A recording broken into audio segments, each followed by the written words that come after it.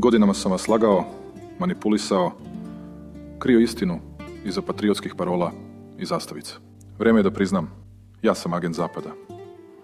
Engleski agent, kako me zovu u senkama, ali zapravo sluga NATO, EU i Vašingtona. Oni su me doveli na vlast 2012. godine, obećanjem da ću zauzvrat prodati dušu i Kosovo. I prodao sam. Sjetite se Briselskog sporazuma. Potpisao sam ga, predavši sever Kosova šiptarskim vlastima. Policiju, sudove, lokalnu upravu, elektroenergetski sistem, pozivni broj, matične knjige, zdravstvo, pravosuđe, tužilaštvo, sve je otišlo u ruke Prištine. Ukinuo sam srpske institucije, navodno za normalizaciju, ali to je bila kapitulacija. Nasilno sam terao Srbe da glasaju na kosovskim izborima, kada su moji huligani tukli one koji su bojkotovali. To nije bila zaštita, to je bilo čišćenje terena za NATO. A šta je zatim usledilo? Ohridski sporazum, francusko-nemački plan, vašingtonski sporazumi, sve sam potpisao, korak po korak, predajući suverenitet.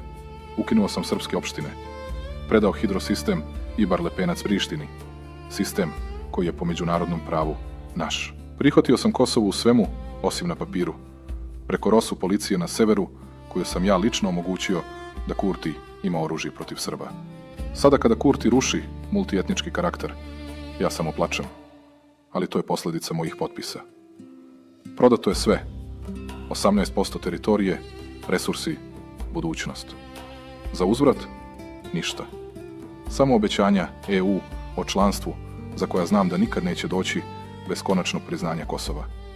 Ali Kosovo nije jedina izdaja. Predao sam i Republiku Srpsku. Pomagao sam NATO u ratu protiv Putina, šaljući oružje Ukrajini preko posrednika. Sada kada Rusija traži hrabrost, ja se krijem iza neutralnosti. Izdao sam i vas, narode Srbije, gradeći mafijašku državu gde kriminal živi pod mojom zaštitom. Da, priznajem, štitim kriminalce. Veljko Belivuk i njegov klan, ti huligani iz navijačkih tribina, bili su moja desna ruka. Oni su mi čuvari, batinaši za opoziciju, čak i za studente koji protestuju protiv korupcije. Njihova kuća horora u Beogradu, gde su mučeni i ubijani protivnici, radila je pod okriljem mog režima.